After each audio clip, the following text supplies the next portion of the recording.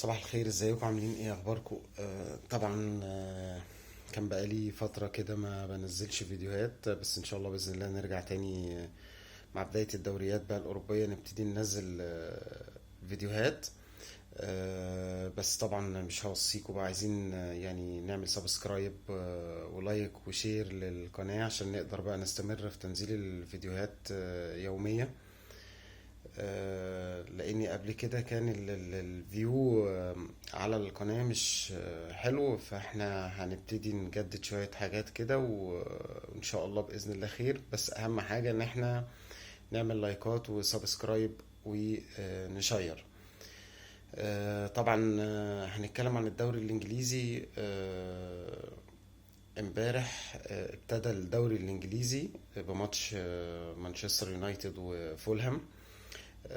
مانشستر يونايتد كسب تقريبا في الدقيقة 85 1-0 بجون زيركزي. طبعا يعني مانشستر يونايتد عمل ماتش حلو مش وحش، وفولهام برضو عمل ماتش مش وحش. فولهام فريق كويس. مانشستر يونايتد كان في السنين اللي فاتت كان ابتدى بداية سيئة جدا، بس المرة دي البداية حلوة جدا. الأداء مش وحش. فاز. ده هيديله دفعة. عنده لعيبة حلوة جدا يعني بصراحة. مارتينيز كان عامل ماتش حلو قوي في الدفاع بجانب ماجواير، وممكن يبقى فيه دي ليخت بجانب مارتينيز يعني واحدة واحدة لما يخش في المطوشة. كازيميرو عامل ماتش حلو قوي، بيرجعنا لكازيميرو بتاع 2017 بتاع ريال مدريد.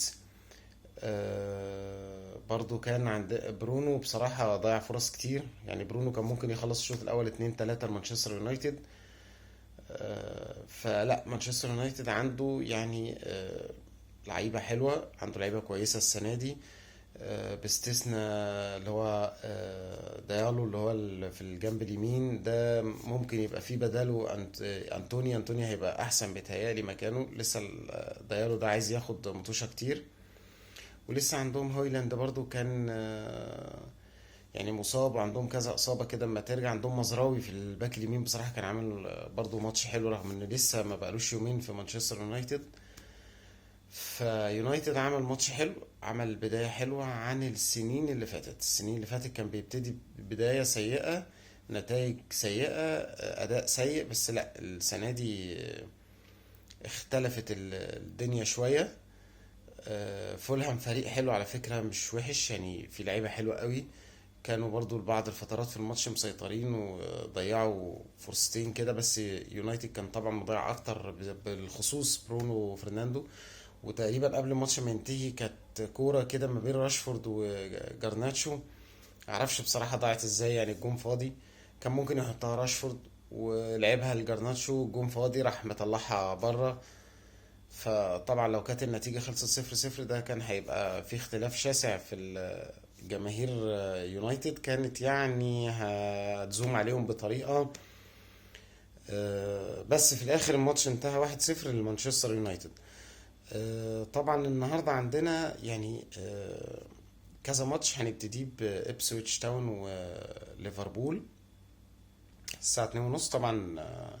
مفروض ان ليفربول هو المرشح. ليفربول بنفس التيم تقريبا بتاع السنة اللي فاتت، مفيش صفقات تمت ولا صفقة تمت. فأما نشوف الأداء في البري سيزون كان يعني كويس. المطوشة اللي اتلعبت بس البري سيزون حاجة والمطوشة الرسمية حاجة.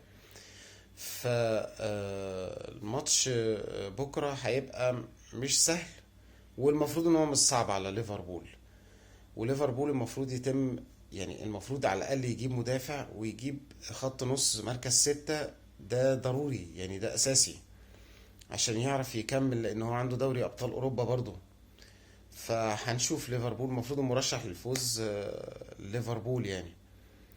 وعندنا طبعا أرسنال وولفرهامبتون. أرسنال فريق قوي. آه، عمل صفقات قوية كالافيوري، والمفروض ان في مورينو اللي هو بتاع ريال سويداد برضو المفروض ان هو يعني النهاردة يكونوا خلصوا معاه او هيخلصوا معاه النهاردة. ارسنال برضو فريق هينافس. المفروض بقى ان هو خلاص السنة دي يعني يبتدي المفروض ان هو يحصد اللقب. هنشوف منافسة السنة دي ما بين مانشستر سيتي كالعادة وأرسنال. وارد يخش توتنهام شوية وارد يخش ليفربول. فهنشوف أرسنال وولفرهامبتون الساعة 5. عندنا برضو إيفرتون وبرايتون الساعة 5. يعني المفروض ايفرتون يبتدي بقى بداية قوية عن السنين اللي فاتت، عشان خاطر ما يبتدي يعني مش كل سنة يفضل يخليه ناحية الهبوط، وخصوصا ان هو بيقولوا في اخبار ان هو ممكن يتخصم منه نقط. عندنا نوتنجهام فورست برضو وبورنموث الساعة 5. وعندنا برضو النهاردة برضو عندنا نيوكاسل وساوثهامبتون. طبعا الماتش ده اكيد المرشح فيه نيوكاسل فريق برضو المفروض فريق قوي. يعني السنه اللي فاتت ما كانش حلو، وخد مركز تقريبا سابع. مش مش نفس المركز اللي خده قبل كده، وصعد بيه لدوري ابطال اوروبا. فهنشوف السنه دي هيعمل ايه. عندنا برضو الساعة 7:30 ده الماتش بقى اللي حلو بصراحة، ويست هام واستون فيلا.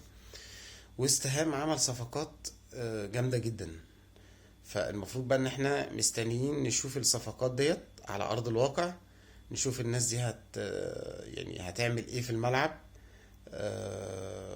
استون فيلا فريق كبير، عنده لعيبه كويسه، فنش رابع السنه اللي فاتت، دخل دوري ابطال اوروبا. هل هيأثر دوري ابطال اوروبا على مركزه في الدوري الانجليزي او على لعبه في الدوري الانجليزي؟ هيبان.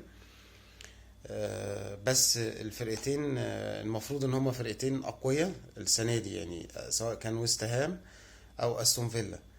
فهنشوف بقى الماتش ده هيبقى ماتش حلو وهيبين، وهنشوف صفقات بقى استون، يعني هنشوف قصدي صفقات ويست هام هيعمل ايه السنه دي. المفروض ان هو هيبقى فريق يعني على ملعبه هيبقى فريق سخيف، سواء كان في ملعبه او بره ملعبه، بس هو كده كده على ملعبه هيبقى فريق سخيف. فهنشوف ده هيبان برضو ايه، هيبان بكره.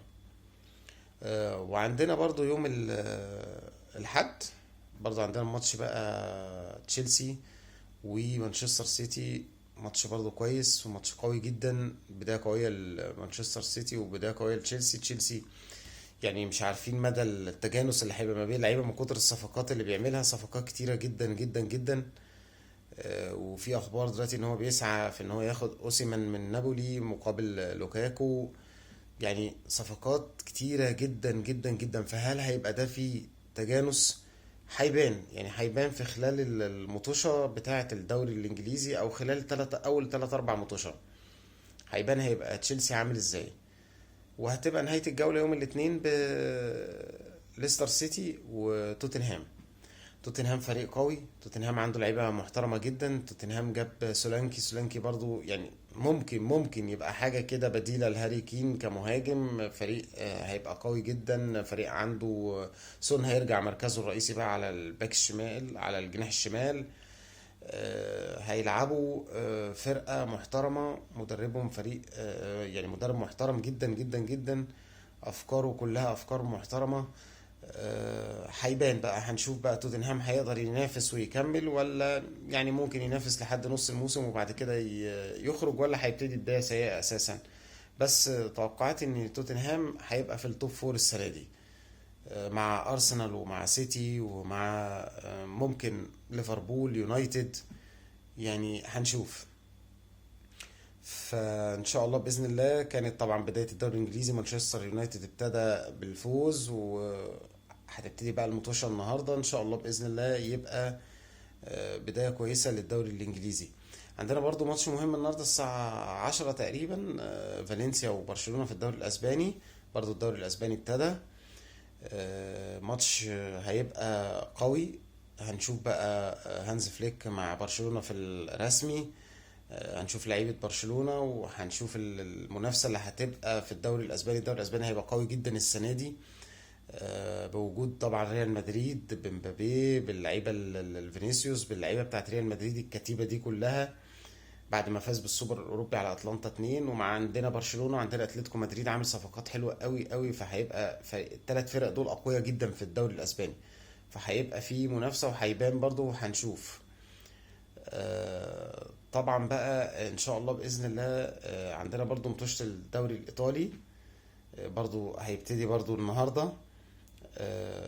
فان شاء الله باذنك يا رب يعني هنبتدي نعمل فيديوهات كتيره، هنبتدي ننزل بكذا فيديو، سواء كان تحليل النتائج المطوشه بعد المطوشه او قبليها.